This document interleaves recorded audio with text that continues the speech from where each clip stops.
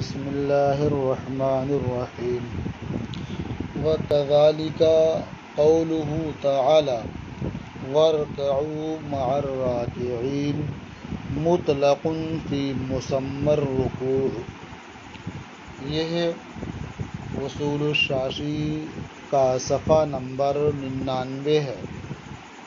اور مطلق اور مقید کی بحث جاری ہے۔ مصنف رحمۃ اللہ تعالی علیہ فرماتے ہیں اور اسی طرح سے یعنی جس طرح اوپر کی مثال میں وَلْيَطَّوَّفُوا میں لفظ طواف یہ مطلق ہے، اسی طرح سے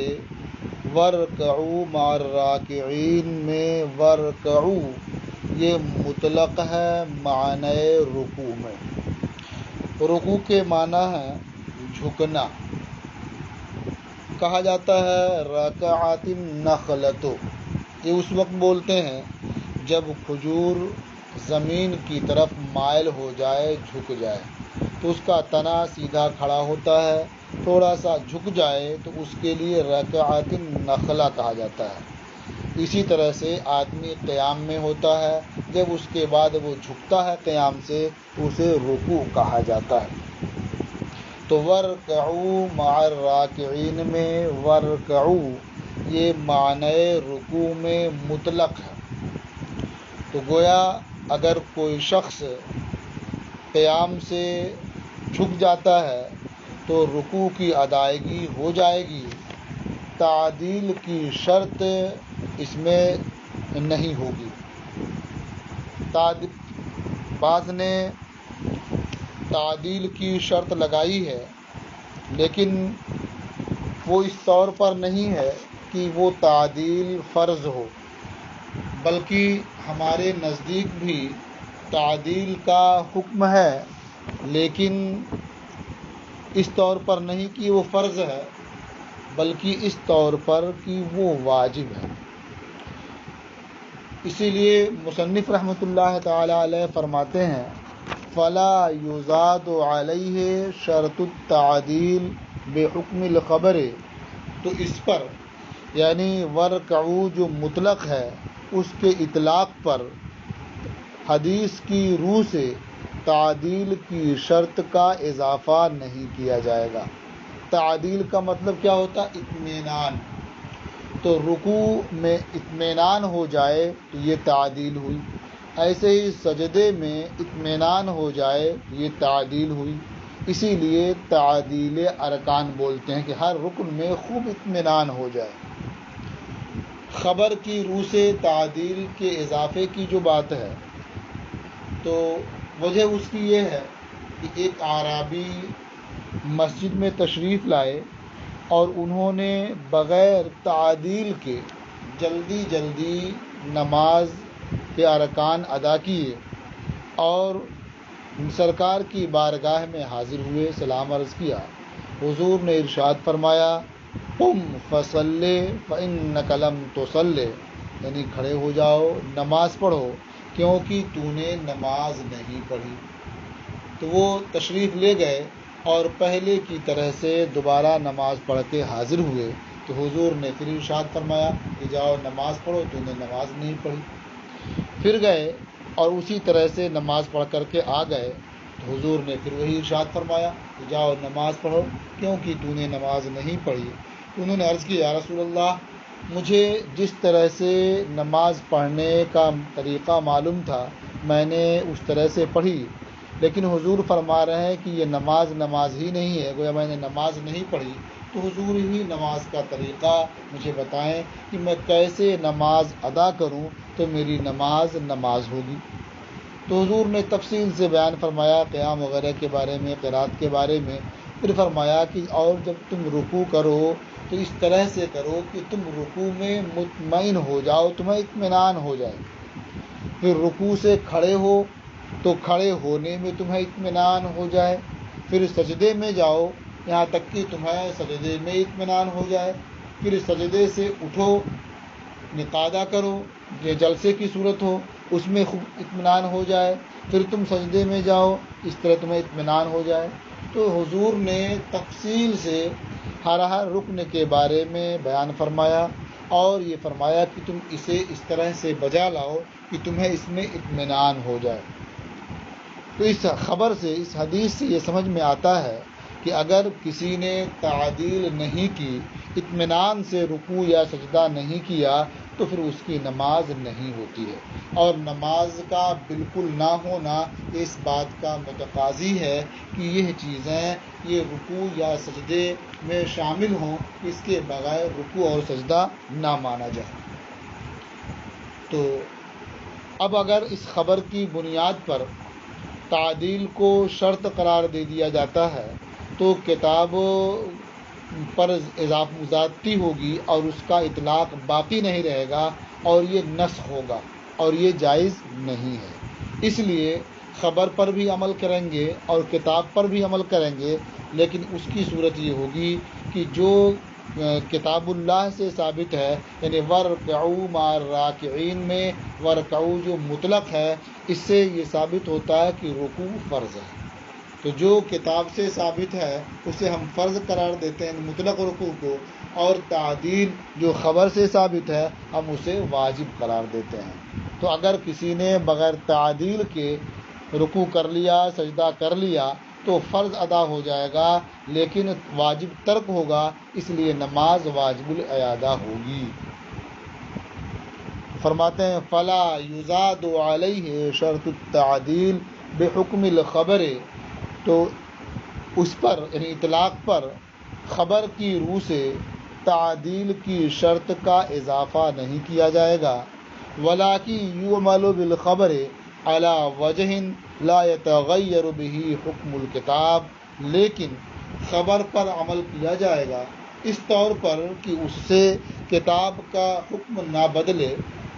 فیکون مطلق الرکوع فرضا بحکم الکتاب والتعدیل واجبا بحکم الخبر، تو مطلق رکوع فرض ہوگا کتاب کی روح سے اور تعدیل واجب ہوگی خبر کی روح سے۔ تو اب دونوں پر عمل ہو جائے گا، کتاب اللہ کے اطلاق پر بھی عمل ہو جائے گا اور خبر پر بھی عمل ہو جائے گا۔ وعلی ھذا قلنا، مصنف رحمۃ اللہ تعالی علیہ فرماتے ہیں کہ اس بنیاد پر ہم نے کہا، یعنی یہ ضابطہ سمجھ میں آ گیا کہ مطلق اپنے اطلاق پر جاری ہوتا ہے، مطلق کو مقید کرنا یہ نسخ ہے، زیادتی ہے، یہ روا نہیں ہے۔ تو اس ضابطے کی بنیاد پر کہ مطلق اپنے اطلاق پر جاری ہوتا ہے، ہم نے یہ احکام بیان کیے، یہ مسئلہ بیان کیا کہ مائع زعفران سے وضو کرنا جائز ہے۔ اسی طرح سے ہر اس پانی سے وضو کرنا جائز ہے جس میں کوئی پاک چیز مل جائے اور پانی کے اوصاف میں سے کسی ایک کو بدل دے، یعنی پانی میں پاک چیز مل گئی، اس کا رنگ بدل گیا یا اس کی بو بدل گئی یا اس کا مزہ بدل گیا، یعنی اوصاف ثلاثہ میں سے کوئی ایک وصف بدل گیا، جب بھی اس پانی سے وضو کرنا جائز ہوگا۔ یہ اسی بنیاد پہ کہا کہ مطلق اپنے اطلاق پر جاری ہوتا ہے، اور مائع زعفران سے یا اس کے مثل پانی سے وضو کے جواز کا جو قول ہے، ایک تو یہ ضابطہ ہوا۔ دوسرے دلیل یہ ہے کہ تیمم کی طرف لوٹنے کا حکم اس وقت ہے جب مطلق ماء موجود نہ ہو، نہ ملے، اور ظاہر ہے کہ جب مائع زعفران موجود ہے تو مائع مطلق باقی رہا، اور مائع مطلق کے ہوتے ہوئے تیمم کرنے کی اجازت نہیں ہے، لہٰذا جب مائع زعفران ہے تو اس سے وضو کرے گا، آدمی اس صورت میں تیمم نہیں کر سکتا۔ اب یہاں ایک سوال یہ ہوتا ہے کہ مائع زعفران یہ تو مطلق نہیں رہا بلکہ مقید ہو گیا، زعفران کی قید سے وہ مقید ہو گیا، تو اس کا جواب یہ ہے کہ اضافت یا توصیف کی بنیاد پر ہر چیز مقید نہیں ہو جاتی ہے، یعنی وہ یہ اضافت یا یہ توصیف یہ کی قید شے کو اس کے اطلاق سے الگ نہیں کرتی ہے، اسے تبدیل نہیں کرتی ہے، بلکہ اسے اور ثابت کر دیتی ہے۔ جیسے کہا جاتا ہے ماء البیر، کنویں کا پانی، تو بیر کی طرف اضافت ہوئی، تو اس اضافت کی وجہ سے کوئی بھی دانا شخص یہ نہیں کہہ سکتا کہ کنویں کا پانی یہ مائع مطلق نہیں ہے، بلکہ یہ مائع مقید ہو گیا۔ یا الماء السخین، گرم پانی، یا الماء البارد، ٹھنڈا پانی، تو یہ صفت ذکر کی گئی، تو اس کی وجہ سے کوئی بھی دانا آدمی یہ نہیں کہتا کہ یہ مائع مطلق نہیں رہا، یہ مائع مقید ہو گیا، سب اسے مائع مطلق سمجھتے ہیں۔ اور اگر کوئی کسی سے کہے کہ پانی لے آؤ اور وہ گرم موسم میں ٹھنڈا پانی لے آیا تو وہ نافرمان نہیں کہا جائے گا، بلکہ فرما بردار ہوگا اور ذہین سمجھا جائے گا۔ ٹھنڈک کے موسم میں کہا وضو کرنا، پانی لے آؤ، گرم پانی لے آیا تو وہ فرما بردار ہوگا اور وہ سمجھا جائے گا کہ بہت ہوشیار ہے، بہت سمجھدار ہے کہ موسم کے لحاظ سے اچھا پانی لے آیا۔ تو معلوم ہوا کہ سخین کی صفت نے پانی کو مطلق ماء سے الگ نہیں کیا، اور اسی طرح سے بارد کی صفت نے پانی کو مطلق ماء سے الگ نہیں کیا، بلکہ اسے اور پختہ کر دیا، ثابت کر دیا۔ اسی طرح سے مائع زعفران بھی ہے کہ زعفران کی طرف اضافت نے اس کو مائع مطلق ہونے سے الگ نہیں کیا۔ کہتے ہیں وَعَلَىٰ هَٰذَا قُلْنَا، اور اسی بنیاد پر کہ مطلق اپنے اطلاق پر جاری ہوتا ہے، ہم نے یہ کہا کہ يَجُوزُ التَّوَضُّؤُ بِمَاءِ الزَّعْفَرَانِ وَبِكُلِّ مَاءٍ خَالَطَهُ شَيْءٌ طَاهِرٌ فَغَيَّرَ أَحَدَ أَوْصَافِهِ، وضو کرنا جائز ہے مائع زعفران سے اور ہر اس پانی سے جس میں کوئی پاک چیز مل گئی ہو اور پانی کے اوصاف میں سے کسی وصف کو بدل دیا ہو۔ لِأَنَّ شَرْطَ الْمَصِيرِ إِلَى التَّيَمُّمِ عَدَمُ مُطْلَقِ الْمَاءِ، اس لیے کہ تیمم کی طرف رجوع کی شرط مطلق ماء کا نہ ہونا ہے۔ وَهَذَا قَدْ بَقِيَ مَاءٌ مُطْلَقًا، اور یہ یعنی مائع زعفران مائع مطلق باقی ہے، لہذا یہاں مائع زعفران کے ہوتے ہوئے تیمم کی اجازت نہیں ہوگی، بلکہ اس پانی سے وضو کرنا ہوگا۔ فَإِنَّ قید الاضافت ما ازال عنہ اسم الماء، اب یہ اسی کا جواب ہے کہ وہ پانی مقید نہیں ہوا۔ کہتے ہیں کیونکہ اضافت کی قید نے پانی سے پانی کے نام کو زائل نہیں کیا ہے، بل قررہ، بلکہ اس میں ماء کو ثابت کر دیا ہے، پختہ کر دیا ہے۔ فَيَدْخُلُ تحت حکم مطلق الماء، لہذا مائع زعفران مطلق ماء کے حکم کے تحت داخل ہوگا، اور جب مطلق ماء کے حکم کے تحت داخل ہوگا تو جب تک مطلق ماء موجود ہے اس وقت تک تیمم کرنا جائز نہیں ہوگا، اسی سے وضو کرنے کا حکم ہوگا۔ اب رہ گیا مسئلہ یہ کہ یہ کہا جائے کہ پانی کا منزل من السماء کی صفت پر باقی ہونا یہ شرط ہے۔ کہتے ہیں اگر اسی طرح کی شرط لگائی جائے تب تو وہ خود مقید ہو جائے گا، وہ بھی مطلق نہیں رہ جائے گا۔ وَكَانَ شَرْطُ بَقَائِهِ عَلَى صِفَةِ الْمُنَزَّلِ مِنَ السَّمَاءِ، اور پانی کے منزل من السماء کی صفت پر بقا کی شرط یہ اس مطلق کے لیے قید ہوگی۔ اس لیے یہاں یہ کہنا کہ یہ مائع مطر ہو، منزل من السماء کی صفت پر باقی ہو، یہ مقصد نہیں ہے، بلکہ مقصد یہ ہے کہ جو اس کی رقت ہے، جو سیلان ہے، جو اس کی طبیعت ہے وہ باقی ہے، تو گویا وہ منزل من السماء کی صفت پر باقی ہے اور اس سے وضو کرنا جائز ہے۔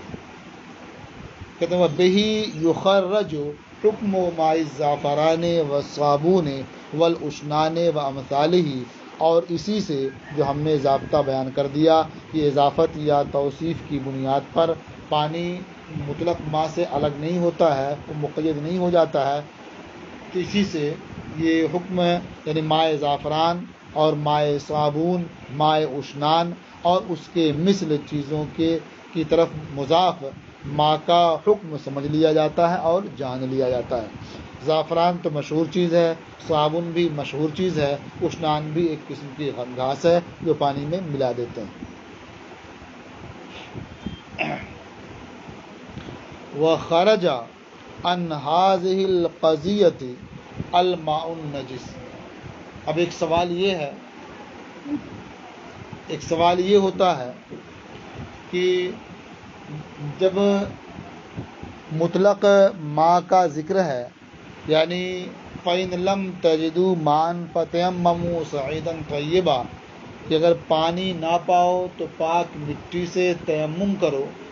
تو یہاں ماء سے مراد مطلق ماء ہے، تو مائع نجس بھی اس میں شامل ہوگا۔ تو کہتے ہیں کہ مائع نجس یہ مائع مطلق نہیں ہے، اس لیے اس میں شامل نہیں ہے کہ اللہ تعالیٰ ارشاد فرماتا ہے وَلَٰكِن يُرِيدُ لِيُطَهِّرَكُمْ، کہ اللہ چاہتا ہے کہ تمہیں پاک کر دے، یعنی جو اس نے تمہیں وضو کا حکم دیا ہے، غسل کا حکم دیا ہے، اس لیے کہ تمہیں پاک کر دے۔ تو اللہ چاہتا کہ تمہیں پاک کر دے، اور ظاہر ہے کہ مائع نجس یہ مفید طہارت نہیں ہے، لہٰذا مان سے یہ مائع نجس خود ہی نکل گیا، وہاں ماء سے مراد مائع طاہر ہے، مائع نجس نہیں ہے۔ اب مائع طاہر میں یہ مائع زعفران بھی ہے، مائع بیر بھی ہے، مائع عین بھی ہے، یہ سب ہیں۔ تو فرماتے ہیں وَخَرَجَ عَنْ هَٰذِهِ الْقَضِيَّةِ الْمَاءُ النَّجِسُ، اور اس حکم سے مائع نجس نکل گیا اللہ تعالیٰ کے اس ارشاد کی وجہ سے وَلَٰكِن يُرِيدُ لِيُطَهِّرَكُمْ، لیکن اللہ یہ چاہتا کہ تمہیں پاک کر دے۔ وَالنَّجْسُ لَا يُفِيدُ الطَّهَارَةَ، اور مائع نجس یہ مفید طہارت نہیں ہے۔ وبهذه الاشارہ علم ان الحدث شرط لوجوب الوضوء، اور اس اشارے سے یعنی اس نص کے اشارے سے، اشارۃ النص سے یہ معلوم ہوا کہ حدث یہ شرط ہے وجوب وضو کے لیے، وجوب وضو کے لیے یہ حدث شرط ہے، کیونکہ اگر حدث نہ ہو، پہلے سے وضو موجود ہو، تو پھر یہ طہارت پر طہارت کا حاصل کرنا ہوگا، اور یہ تحصیل حاصل کی صورت ہوگی جو جائز نہیں ہے، ممکن نہیں ہے۔ فَإِنَّ تحصیل الطہارت بدون وجود الحدث محال، کیونکہ تحصیل طہارت بغیر وجود حدث کے یہ محال ہے۔ تو اشارۃ النص سے یہ معلوم ہوا کہ یہاں وضو کا وجوب یہ کب ہوگا؟ جب حدث پایا جائے، تو حدث یہ شرط ہے وجوب وضو کے لیے۔ اشارۃ النص سے کیسے معلوم ہوا؟ اس میں صاف فرمایا گیا کہ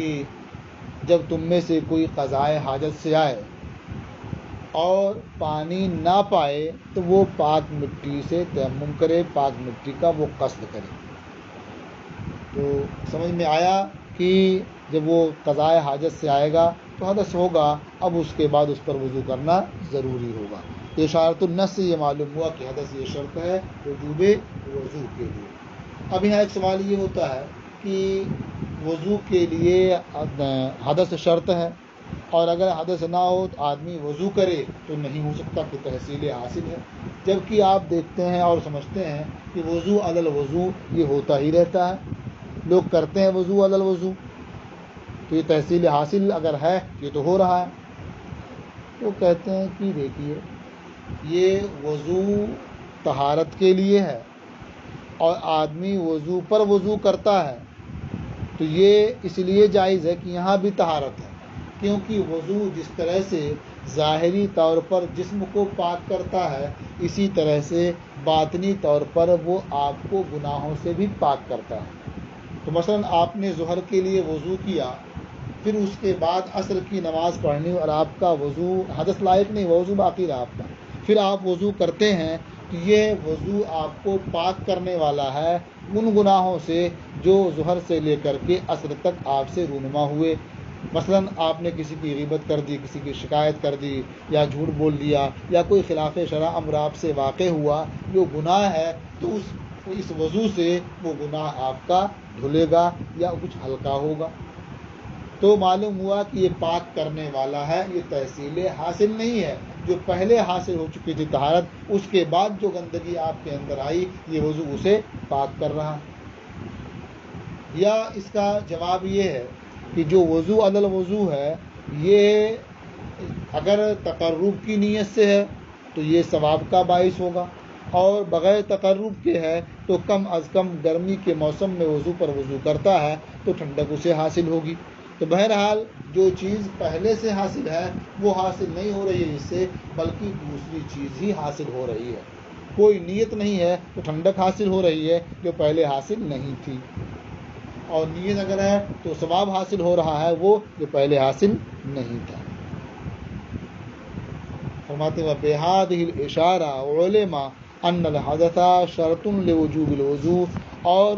اس اشارے سے، یعنی اس نص کے اشارے سے یہ معلوم ہو گیا کہ حدث شرط ہے وجوب وضو کے لیے۔ فَإِنَّ تَحْصِيلَ الطَّهَارَةِ بِدُونِ وُجُودِ الْحَدَثِ محال، کیونکہ تحصیل طہارت بغیر وجود حدث کے محال ہے۔ قال ابو حنیفہ المظاہر اذا جامع امرأته فی خلال الاطعام لا یستعنف الاطعام۔ اب یہ کچھ مسائل اور بیان فرماتے ہیں جس سے یہ معلوم ہوگا کہ مطلق اپنے اطلاق پر جاری ہوتا ہے اور کسی خبر کی بنیاد پر اسے مقید نہیں کیا جائے گا۔ تو فرماتے ہیں کہ امام اعظم ابو حنیفہ رحمۃ اللہ تعالی علیہ کہ جب مرد اپنی بیوی سے جمع کر لے کھانا کھلانے کے درمیان، تو پھر اس درمیان میں جمع کرنے کی وجہ سے اس کو نئے سرے سے کفارے میں کھانا نہیں کھلانا پڑے گا۔ مسئلہ کیا ہے یہ آپ پہلے اس کو سمجھ لیں تو آپ کو سمجھ میں آئے گا۔ دیکھیے مظاہر، المظاہر اذا جامع، مظاہر اس میں فاعل کا صیغہ ہے، ظاہرہ یظاہر، قاتل یقاتل جیسے آتا ہے، اسے مقاتل اس میں فاعل کا صیغہ ہوتا ہے، ایسے مظاہر بھی ہے۔ لغت میں زہار کہتے ہیں مرد کا اپنی بیوی سے یہ کہنا کہ تو مجھ پر میری ماں کی پشت کی طرح سے ہے، اور شریعت میں زہار کہتے ہیں کہ مرد کا اپنی منکوحہ کو کسی ایسی خاتون سے تشبیہ دینا جو ہمیشہ ہمیش کے لیے اس مرد پر حرام ہے، جس خاتون کا اس سے نکاح نہیں ہو سکتا۔ تو یہ ہے زہار۔ زہار کی بنیاد پر عورت سے قربت کرنا یہ حرام ہو جاتا ہے اس وقت تک جب تک کہ آدمی کفارہ ادا نہ کر دے۔ یہ بات سمجھ میں آ گئی؟ زہار، اور جو ایسا کرے گا وہ ہوگا مظاہر۔ تو یہاں جو حکم بیان ہو رہا ہے، جو مسئلہ بیان ہو رہا ہے، وہ ہے مظاہر کا۔ اب زہار کا کفارہ کیا ہے؟ تو اللہ رب العزت ارشاد فرماتا ہے والذین یظاہرون من نسائہم ثم یعودون لما قالوا، اور وہ لوگ جو اپنی بیویوں کو اپنی ماں کی جگہ کہیں پھر وہی کرنا چاہیں جس پر اتنی بڑی بات کہہ چکے، یعنی اپنی بیوی سے پھر جیسے پہلے صحبت کرتے تھے اسی طرح سے صحبت کرنا چاہیں، تو اب کیا کرنا پڑے گا انہیں؟ فَتَحْرِيرُ رَقَبَةٍ مِّن قَبْلِ أَن يَتَمَاسَّا، تو ایک غلام آزاد کرنا ہے اپنی بیوی کو چھونے سے پہلے۔ یہ کفارے کی ایک صورت ہوئی۔ آگے اللہ تعالیٰ ارشاد فرماتا ہے ذَلِكُمْ تُوعَظُونَ بِهِ وَاللَّهُ بِمَا تَعْمَلُونَ خَبِيرٌ، تمہیں اس کے ذریعہ نصیحت کی جاتی ہے اور اللہ تمہارے کاموں سے باخبر ہے۔ فَمَن لَمْ يَجِدْ، فصیام شہرین متتابعین من قبل ان یتماسا، تو جو غلام نہ پائے، یعنی غلام سرے سے ملے ہی نہ، جیسے اس وقت غلام نہیں ملتے ہیں، یا غلام تو ملتے ہیں لیکن خریدنے کی طاقت اور وسعت ہی نہیں ہے، دونوں صورتیں نہ پانے کی ہیں۔ فمن لم یجد، تو جو غلام نہ پائے یا غلام آزاد کرنے کی وسعت نہ ہو اسے، فصیام شہرین متتابعین من قبل یتماسا، تو وہ شخص لگاتار 2 مہینے روزہ رکھے اپنی بیوی سے جمع کرنے سے پہلے، لگاتار 2 مہینہ۔ اگر درمیان میں اس نے اپنی بیوی سے جمع کر لیا، کتنے روزے رکھ چکے تھے وہ کفارے کے اب بیکار گئے، یعنی اس سے کفارہ ادا نہیں ہوگا، اب پھر نئے سرے سے 2 مہینے روزہ رکھنے پڑیں گے اسے۔ آگے فرمایا فمن لم یستطع فاطعام 60 مسکینا، اور جو شخص 60 روزہ رکھنے کی طاقت نہ رکھتا ہو اس کے لیے کیا حکم ہے؟ تو وہ 60 مسکینوں کو کھانا کھلانا۔ فاطعام 60 مسکینا، یہاں کوئی قید نہیں ہے، یہ مطلق ہے کہ 60 مسکینوں کو کھانا کھلا دے تو اب وہ اپنی بیوی سے صحبت کر سکتا ہے، جمع کر سکتا ہے۔ آگے فرمایا ذالک لتؤمنوا باللہ ورسولہ وتلک حدود اللہ وللکافرین عذاب علیم۔ تو یہاں کفارے میں 3 چیزیں بیان کی گئیں، ایک غلام آزاد کرنا، اس کے لیے بھی قید ہے کہ بیوی سے صحبت کرنے سے پہلے ہو، اور دوسری صورت بیان کی گئی 60 روزے رکھنا لگاتار، یہ بھی بیوی کو مس کرنے سے پہلے، جمع کرنے سے پہلے، اور تیسری صورت بیان کی گئی 60 مسکینوں کو کھانا کھلانا، لیکن اس کے لیے من قبل یتماسا کی کوئی قید نہیں ہے۔ تو جب کتاب میں من قبل یتماسا کی قید نہیں ہے تو اگر کسی مظاہر نے فقراء مساکین کو کھانا کھلانا شروع کیا اور درمیان ہی میں اپنی بیوی سے مجامعات کر لی تو نئے سرے سے کھانا نہیں کھلانا پڑے گا، کیونکہ یہ کفارے کی یہ آخری صورت ہے، من قبل یتماسا کی قید سے مقید نہیں ہے۔ قال ابو حنیفہ، امام اعظم ابو حنیفہ رحمۃ اللہ علیہ نے فرمایا اذا جامع امرأتہ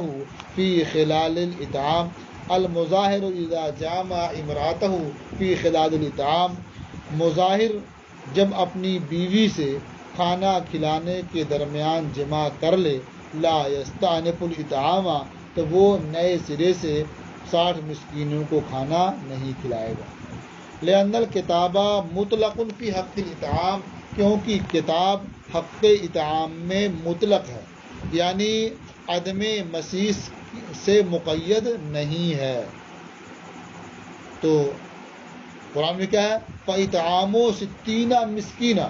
تو 60 مسکینوں کو کھانا کھلانا ہے، وہاں کوئی قید نہیں ہے من قبل یتماسا۔ فلا یزاد علیہ شرط عدم المسیس بالقیاس علی الصوم، تو اطعام پر یعنی کھانا کھلانے پر عدم مسیس کی شرط کا اضافہ نہیں ہوگا صوم پر قیاس کرتے ہوئے۔ یہ صوم پر قیاس کرنا کیا ہے؟ یعنی کفارے کی ایک صورت جو روزہ رکھنا ہے تو اس میں کیا ہے کہ فصیام شہرین متتابعین من قبل ان یتماسا، تو روزہ رکھنے والی صورت میں یہ قید ہے کہ یہ بیوی سے جمع کرنے سے پہلے ہو، لیکن کھانا کھلانے میں یہ قید نہیں ہے، لہذا کھانا کھلانے کو بھی اس قید سے مقید نہیں کیا جائے گا اس پر قیاس کرتے ہیں۔ بل المطلق یجری علی اطلاقہ والمقید علی تقییدہ، بلکہ مطلق اپنے اطلاق پر جاری رہے گا اور مقید اپنی تقیید پر جاری ہوگا۔ تو امام شافعی رحمۃ اللہ تعالی علیہ نے جو اسے مقید کیا ہے یہ اس ضابطے کے خلاف ہے۔ امام شافعی رحمۃ اللہ علیہ کے ہاں اگر کھانا کھلانے کے درمیان مظاہر نے اپنی بیوی سے جمع کر لیا تو اس کو پھر سے 60 مسکینوں کو کھانا کھلانا پڑے۔ وَكَذَلِكَ قُلْنَا الرَّقَبَةُ فِي كَفَّارَةِ الظِّهَارِ وَالْيَمِينِ مُطْلَقَةٌ فَلَا يُزَادُ عَلَيْهِ شَرْطُ الْإِيمَانِ بِالْقِيَاسِ عَلَى كَفَّارَةِ الْقَتْلِ۔ کہتے ہیں اسی طرح سے جیسے اطعام ہے 60 مسکینوں کو کھانا کھلانا، یہ مطلق ہے، اور باقی اس کے کفارے کی زہار کے کفارے کی 2 صورتیں جو مقید ہیں۔ اسی طرح سے ہم نے کہا کہ کفارہ زہار میں جو رقبہ ہے یعنی غلام آزاد کرنا ہے یہ مطلق ہے، اور کفارہ یمین میں جو غلام آزاد کرنا ہے یہ مطلق ہے، یعنی وہاں ایمان کی قید نہیں ہے، لہٰذا اس پر ایمان کی شرط کا اضافہ نہیں ہوگا کفارہ قتل پر قیاس کرتے ہوئے۔ آپ نے زہار والے کفارے میں یہ پڑھ لیا کہ اللہ تعالیٰ نے فرمایا فَتَحْرِيرُ رَقَبَةٍ مِّن قَبْلِ أَن يَتَمَاسَّا، تو ایک غلام آزاد کرنا ہے بیوی سے جمع کرنے سے پہلے، یہاں غلام کسی قید سے مقید نہیں ہے۔ ایسے ہی کفارہ یمین کے بارے میں ہے، اللہ تعالیٰ ارشاد فرماتا ہے لا یؤاخذکم اللہ باللغو فی ایمانکم ولکن یؤاخذکم بما عقدتم الایمان، جو یمین منعقدہ ہے، جن قسموں کو تم نے پختہ کر لیا ہے، اس کا کفارہ بیان کرتے ہوئے اللہ نے فرمایا فَكَفَّارَتُهُ إِطْعَامُ 10 مَسَاكِينَ مِنْ أَوْسَطِ مَا تُطْعِمُونَ أَهْلِيكُمْ أَوْ كِسْوَتُهُمْ أَوْ تَحْرِيرُ رَقَبَةٍ، یہاں بھی کفارے کی 3 صورتیں بیان کی گئیں۔ پہلے 10 مسکینوں کو کھانا کھلانا، یا انہیں کپڑے پہنانا، یا غلام آزاد کرنا، تو یہاں بھی مطلقاً ہے تحریر رقبۃ، غلام آزاد کرنا، رقبہ ایمان کی قید سے مقید نہیں ہے۔ پھر اس میں آگے اللہ نے فرمایا فمن لم یجد فصیام 3 ایام ذالک کفارۃ ایمانکم اذا حلفتم، تو کہنا یہ ہے کہ کفارہ یمین میں رقبہ کے آزاد کرنے کا حکم ہے، لیکن وہاں رقبہ مطلق ہے، ایمان کی قید سے مقید نہیں ہے۔ اسی طرح سے کفارہ زہار میں غلام آزاد کرنے کا حکم ہے، لیکن وہ ایمان کی قید سے مقید نہیں ہے۔ ہاں، کفارہ قتل میں جو غلام آزاد کرنا ہے وہ ایمان کی قید سے مقید ہے۔ اللہ تعالیٰ نے ارشاد فرمایا وَمَنْ قَتَلَ مُؤْمِنًا خَطًأً فَتَحْرِيرُ رَقَبَةٍ مُؤْمِنَةٍ، اور جو کسی مومن کو غلطی سے قتل کر دے تو ایک مومنہ رقبہ یعنی مومن غلام آزاد کرنا ہے۔ تو کفارے کی 3 صورتیں ہوئیں۔ قتل کے کفارے میں جو رقبہ آزاد کرنا ہے اس کے لیے ایمان کی شرط ہے، اور زہار اور یمین میں جو رقبہ آزاد کرنے کا حکم ہے اس میں ایمان کی شرط نہیں ہے، لہٰذا کفارے کی جو صورت مطلق رکھی جائے گی، اور جو مقید ہے اسے مقید رکھا جائے گا، برخلاف امام شافعی رحمۃ اللہ علیہ کے کہ انہوں نے کفارہ قتل پر قیاس کرتے ہوئے کفارہ زہار اور کفارہ یمین میں بھی غلام کو ایمان کی قید سے مقید کیا ہے۔ وَكَذَلِكَ قُلْنَا، اور اسی طرح سے ہم نے کہا الرقبۃ فی کفارۃ الزہار والیمین مطلقۃ، رقبہ کفارہ زہار اور کفارہ یمین میں یہ مطلق ہے، فلا یزاد علیہ شرط الایمان، تو اس پر ایمان کی شرط کا اضافہ نہیں کیا جائے گا، بالقیاس علی کفارۃ القتل، کفارہ قتل پر قیاس کرتے ہوئے، جیسا کہ امام شافعی نے کیا ہے، کیونکہ اگر اضافہ کرتے ہیں کہ یہ نسخ ہوگا اور مطلق اپنے اطلاق پر باقی نہیں رہ جائے گا۔ اب یہاں ایک سوال ہوتا ہے کہ اگر امام شافعی رحمۃ اللہ تعالی علیہ نے کفارہ قتل پر قیاس کرتے ہوئے کفارہ زہار اور کفارہ یمین میں رقبہ کو ایمان کی قید سے مقید کر دیا، تو آپ کہتے ہیں کہ یہ روا نہیں ہے، یہ نسخ ہے، حالانکہ آپ نے بھی مسح راس میں ایسے ہی کیا ہے کہ مسح راس میں کتاب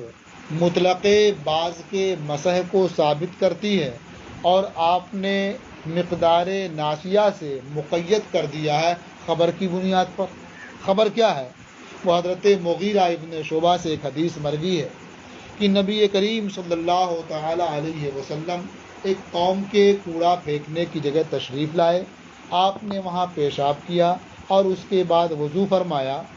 تو ناسیہ کی مقدار آپ نے مسح کیا اور اپنے خفین پر مسح فرمایا، تو ناسیہ کی مقدار آپ نے مسح کیا، اس سے آپ یہ کہتے ہیں کہ اگر کوئی ناسیہ کی مقدار سے کم مسح کرتا ہے تو مسح نہیں ہوگا، جبکہ کتاب میں ہے وَامْسَحُوا بِرُؤُوسِكُمْ، یہ مطلق ہے مسح راس میں، تو کتاب مطلق بعض کے مسح کو ثابت کرتی ہے اور آپ اسے خبر کے ذریعہ ناسیہ کی مقدار سے مقید کر دیتے ہیں، تو یہ کام تو آپ نے بھی کیا کہ کتاب کے مطلق کو مقید کر دیا خبر کے ذریعہ۔ اسی طرح سے کتاب حرمت غلیظہ کے ختم ہونے میں انتہا میں یہ مطلق ہے نکاح کے ذریعہ، یعنی اگر کوئی شخص اپنی بیوی کو 3 طلاق دے دے تو حرمت غلیظہ ثابت ہو جاتی ہے، اب وہ عورت اس مرد کے لیے حلال نہیں رہتی ہے۔ یہ حرمت غلیظہ ختم کب ہوگی، حلال کب ہوگی اس مرد کے لیے، جب وہ عورت اس عورت کا کسی دوسرے مرد سے نکاح ہو جائے۔ قرآن پاک میں ہے فَإِن طَلَّقَهَا فَلَا تَحِلُّ لَهُ حَتَّى تَنكِحَ زَوْجًا غَيْرَهُ، یہاں تک کہ وہ دوسرے شوہر سے نکاح کر لے۔ تو معلوم ہوا کہ دوسرے شوہر سے نکاح کر لینے سے حرمت غلیظہ ختم ہو جائے گی، اب پہلے شوہر کے لیے وہ حلال ہو جائے گی،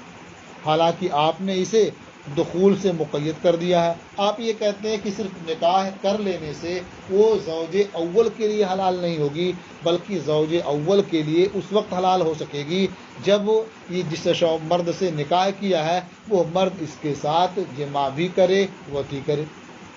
تو آپ نے اسے حدیث امرأۃ رفاعہ سے دخول کی قید سے مقید کر دیا ہے۔ یہ حدیث امرأۃ رفاعہ کیا ہے وہ آپ حاشیے میں دیکھ سکتے ہیں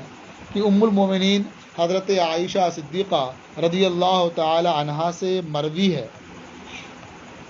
کہ امرأۃ رفاعہ یعنی حضرت رفاعہ کی بیوی نے یہ عرض کیا کہ میں رفاعہ قرظی کے نکاح میں تھی، انہوں نے مجھے 3 طلاقیں دے دیں، تو میں نے ان کے بعد عبد الرحمن ابن زبیر سے نکاح کر لیا، لیکن میں نے انہیں نامرد پایا۔ تو نبی کریم علیہ الصلوۃ والسلام نے پوچھا اتریدین ان تعودی الی رفاعہ، کیا تو رفاعہ کی طرف لوٹنا چاہتی ہے، یعنی دوبارہ رفاعہ سے نکاح کرنا چاہتی ہے؟ انہوں نے کہا ہاں۔ تو حضور نے ارشاد فرمایا اللہ نہیں،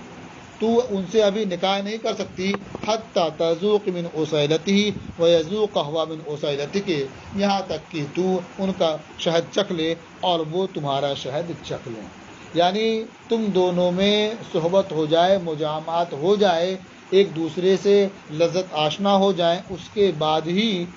پہلے والے شوہر سے نکاح کے رواں ہونے کی صورت بن سکتی ہے۔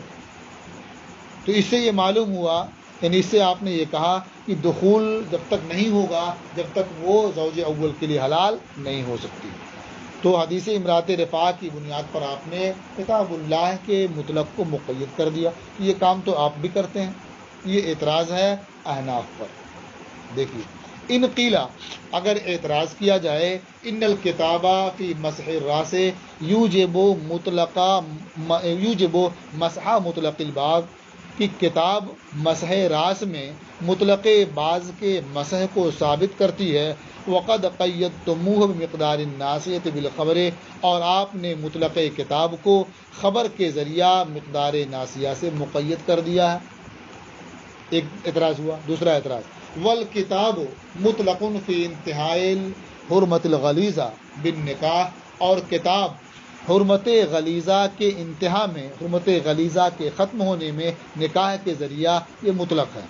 نکاح کے ذریعہ حرمت غلیظہ کے ختم ہونے کے مسئلے میں مطلق ہے۔ وقد قیدتموہ بالدخول بحدیث امرأۃ رفاعہ، اور آپ نے امرأۃ رفاعہ کی حدیث کی بنیاد پر اسے دخول کی قید سے مقید کر دیا۔ تو گویا مطلق کو مقید کرنے کا کام تو آپ بھی کرتے ہیں، دو جگہ یہ خود ہی سامنے ہے۔ اس کا جواب قلنا، ہم کہتے ہیں، یعنی ان دونوں اعتراضوں کا جواب دیتے ہیں، کہتے ہیں ان الکتابہ لیسا بمطلق فی باب المسح، یعنی مسح راس کا جو مسئلہ ہے وہاں وامسحوا برؤوسکم میں جو حکم مسح ہے یہ مطلق نہیں ہے، اس لیے کہ جب حکم مطلق ہو تو کسی بھی فرد کو آدمی بجا لائے تو مامور بہی کا ادا کرنے والا ہوتا ہے، مامور بہی کا بجا لانے والا ہوتا ہے۔ اور مسح راس کے مسئلے میں ایسا نہیں ہے، کیونکہ اگر کوئی نصف پر مسح کر لے یا کوئی ثلث پر مسح کر لے، کوئی 2 ثلث پر مسح کر لے، تو اگر سب کو یہ کہنا چاہیے کہ اس نے مامور بہی کو ادا کر لیا، تو اس کا مطلب مامور بہی یہ فرض ہے۔ ثلثین پر مسح کیا، اگر مامور بہی کا بجا لانے والا ہوا تو مطلب کیا ہوا کہ ثلثین پر مسح کرنا فرض ہے۔ نصف پر مسح کرنے کی وجہ سے اگر کوئی مامور بہی کا بجا لانے والا ہوا تو اس کا مطلب نصف پر مسح کرنا فرض ہے۔ تو اس طرح سے یہ نصف یا ثلثین یا ثلث یا ربع جو بھی ہو، کسی بھی طرح سے کوئی مسح کر لیتا تو اسے یہ کہا جاتا کہ یہ مامور بہی کا بجا لانے والا ہے، حالانکہ کوئی اس کا قائل نہیں ہے کہ نصف بھی فرض ہو، ثلث بھی فرض ہو، ثلثین بھی فرض ہو، کوئی اس کا قائل نہیں ہے۔ تو اس سے سمجھ میں آیا کہ مسح راس کا جو حکم ہے یہ مطلق نہیں ہے، کیونکہ مطلق اگر ہوتا تو کسی بھی فرد کو کوئی بجا لاتا تو مامور بہی کا بجا لانے والا ہوتا۔ تو اب یہ مطلق ہے تو ہے کیا؟ کہتے ہیں یہ مطلق نہیں ہے بلکہ مجمل ہے، یعنی اللہ تعالیٰ نے فرمایا کہ وَامْسَحُوا بِرُؤُوسِكُمْ، اپنے سر کا مسح کرو، تو یہ مجمل ہے۔ مسح کرنے کا حکم تو معلوم ہو گیا، لیکن کہاں سے کہاں تک مسح کرنا ہے، کتنی مقدار مسح کرنی ہے، یہ ہے مجمل۔ اور مجمل کے لیے بیان کی ضرورت ہوتی ہے کہ جب تک بیان نہ آ جائے تو مجمل پر عمل کرنے کی صورت نہیں بنتی ہے۔ تو یہ حدیث پاک حضرت مغیرہ ابن شعبہ والی یہی اس اجمال کا بیان ہے کہ نبی کریم صلی اللہ تعالیٰ علیہ وسلم نے کم سے کم جو مسح فرمایا ہے وہ ناسیہ کی مقدار ہے، اس سے کبھی آپ نے کم مسح نہیں فرمایا۔ تو سمجھ میں آیا کہ یہ اس کے لیے بیان ہے، تو ناسیہ کی مقدار یہ فرض ہے، اور اس سے زیادہ جو مسح کرنا ثابت ہے وہ سنت کے طور پر ہے، اس لیے کہ فرض سے جو زائد ہوتا ہے اسی محل میں عمل، اسی کو سنت سے تعبیر کیا جاتا ہے۔ جیسے ایک بار دھونا فرض ہے، اسی میں تکمیل کے لیے 2 بار اور 3 بار دھلیں تو یہ سنت ہے۔ تو معلوم ہوا کہ کتاب مسح راس کے سلسلے میں مطلق نہیں ہے بلکہ مجمل ہے، اور مجمل کے لیے بیان کی ضرورت ہوتی ہے۔ تو ہم نے خبر کے ذریعہ کتاب اللہ کی مطلق کو مقید نہیں کیا ہے بلکہ اس کے مجمل کو ہم نے واضح کر دیا ہے اس بیان کے ذریعے۔ قلنا ان الکتاب لیس بمطلق فی باب المسح، کتاب مسح راس کے باب میں مطلق نہیں ہے۔ فإن حکم المطلق ان یکون الآتی بأی فرد کان آتیا بالمامور بہ، کیونکہ مطلق کا حکم یہ ہے کہ مطلق کے کسی بھی فرد کو بجا لانے والا مامور بہ کا بجا لانے والا ہوتا ہے۔ اور مسح راس میں حال کیا ہے؟ والآتی بأی باز کان ہاہنا لیس بآت بالمامور بہ، اور باب مسح میں کسی بھی باز کا بجا لانے والا مامور بہ کا بجا لانے والا نہیں ہے۔ فإنه لو مسح على النصف أو على الثلثين لا يكون الكل فرضا، کیونکہ اگر نصف پر مسح کر لیا یا 2 ثلث پر مسح کر لیا تو یہ سب کے سب فرض نہیں ہوگا۔ یعنی اگر یہ کہا کہ دونوں مامور بہ کو بجا لانے والے ہیں اس کا مطلب دونوں فرض ہے۔ وبه فارق المطلق المجمل، اور اس سے مطلق مجمل سے جدا ہو گیا اور دونوں کا فرق سمجھ میں آ گیا کہ مطلق میں کسی بھی فرد پر آدمی عمل کر لے تو مطلق پر عمل ہو جاتا ہے، اور مجمل کا حال یہ ہے کہ بغیر بیان کے اس پر عمل نہیں ہو پاتا ہے۔ یہ ایک اعتراض کا جواب ہو گیا۔ اب دوسرے اعتراض کا جواب، وَأَمَّا قید الدخول فقد قال البعض، اور دخول کی قید جو حدیث امرات رفاع کی بنیاد پر دخول کی قید لگائی ہے، تو ایسا نہیں کہ وہاں مطلق کو مقید کر دیا، بلکہ اس کا بعض اصحاب نے یہ جواب دیا کہ یہ دخول کی قید بھی کتاب ہی سے ثابت ہے، حدیث امرات رفاع سے مقید نہیں کیا۔ یہ کتاب سے کیسے ثابت ہے؟ وہ اس طور پر کہ حتیٰ تنکحا زوجن غیرہ میں جو نکاح ہے یہ محمول ہے وطی پر، یہ محمول ہے وطی پر، اس لیے کہ عقد نکاح یہ مستفاد ہے لفظ زوج سے، حتیٰ تنکحا زوجن غیرہ، جو زوج کہا گیا اس کا مطلب یہ ہے کہ اس سے عقد نکاح ہوگا، اور تنکحہ یہ نکاح وطی کے معنی میں ہے۔ تو اب مطلب یہ ہوا یہاں تک کہ وہ خاتون کسی دوسرے شوہر سے وطی کرے، معلوم ہوا کہ وطی کی جو قید ہے یہ مستفاد ہے کس سے؟ کتاب اللہ ہی سے۔ اور اس سے وہ سوال کہ آپ نے خبر سے قید لگا دی، یہ سوال ختم ہو گیا کہ ہم نے خبر سے قید نہیں لگائی ہے، بلکہ جو کتاب کا حکم ہے اسی کو ہم نے ظاہر کیا ہے، واضح کیا ہے۔ اور لفظ نکاح وطی کے معنی میں بولا جاتا ہے۔ یہ ایک جواب ہوا۔ واما قید الدخول، اور رہا مسئلہ دخول کی قید کا، فقد قال البعض، تو ہمارے بعض اصحاب نے فرمایا، ان النکاح فی النص حمل علی الوطی، کہ نکاح اس نص میں حتیٰ تنکحا زوجن غیرہ میں وطی پر محمول ہے، عقد پر محمول نہیں ہے۔ اذ العقد مستفاد من لفظ الزوج، اس لیے کہ عقد یہ مستفاد ہے لفظ زوج ہی سے، کیونکہ جو زانی ہوتا ہے اس پر زوج کا اطلاق نہیں ہوتا ہے، جس سے نکاح ہوگا اسی پر زوج کا اطلاق ہوتا ہے، تو نکاح کا مفہوم سمجھ میں آ گیا زوج سے۔ وبہذا یزول السوال، سوال اور اس سے جو سوال پیدا ہو رہا تھا وہ ختم ہو گیا، زائل ہو گیا۔ وقال البعض، اور ہمارے بعض اصحاب نے جواب دیا، قید الدخول ثبت بالخبر، جو آپ اعتراض کر رہے ہیں کہ امرأت رفاعہ کی حدیث سے آپ نے مقید کر دیا، کہتے ہیں یہ دخول جو قید کی ہے واقعی خبر ہی کے ذریعہ ہے، لیکن یہ خبر واحد نہیں ہے، بلکہ یہ خبر مشہور ہے، اور کتاب اللہ کو خبر واحد سے مقید کرنا جائز نہیں ہے۔ اگر خبر مشہور یا خبر متواتر ہو تو اس سے مقید کر سکتے ہیں اور کریں گے۔ وقال البعض، اور بعض اصحاب نے فرمایا، قید الدخول ثبت بالخبر، دخول کی قید یعنی زوج ثانی کے جمع کرنے کی جو قید ہے یہ خبر سے ثابت ہے، لیکن یہ خبر واحد نہیں ہے۔ وجعلوه من المشاہیر، اور انہوں نے اس خبر کو اخبار مشہورہ میں سے قرار دیا ہے، اسے خبر مشہور کہا ہے۔ فلا يلزمهم تقعید الکتاب بخبر الواحد، تو ان پر خبر واحد کے ذریعہ کتاب کو مقید کرنا لازم نہیں آتا ہے، یہ الزام ان پر نہیں ہو سکتا،